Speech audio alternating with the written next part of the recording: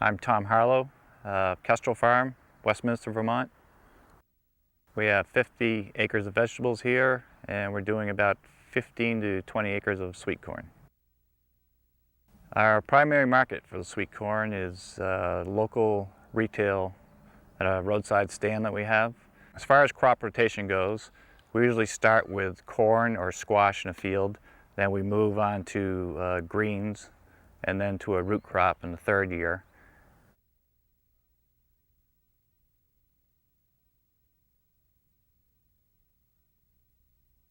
Being an organic farm, we generally use a lot of compost, about 20 yards per acre, on everything except root crops. And then we use winter rye and vetch as a cover crop on everything every year.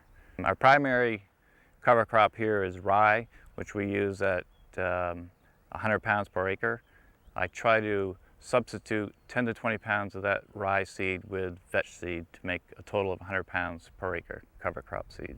Cover crops are generally tilled in fairly early for some early vegetables, but for corn and squash, we like to wait until mid-May to let the rye and the vetch mature as much as possible. After using a moldboard plow, we generally apply about 20 yards per acre compost, and then we disc harrow 2 or 3 times, and then we're ready to plant. We do soil tests here every year on every field. And we amend our soils with compost, and we use some blended fertilizer through the planters.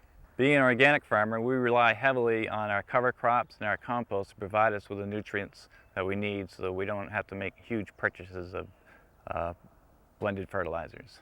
We make our own compost here on the farm. We have manure here that's trucked in, raw manure, trucked in from a local dairy farm. Best stuff we get is mixed with a lot of straw, dumped in a windrow. We turn it every 2 or 3 weeks with a bucket loader. Gives us excellent compost the way it is.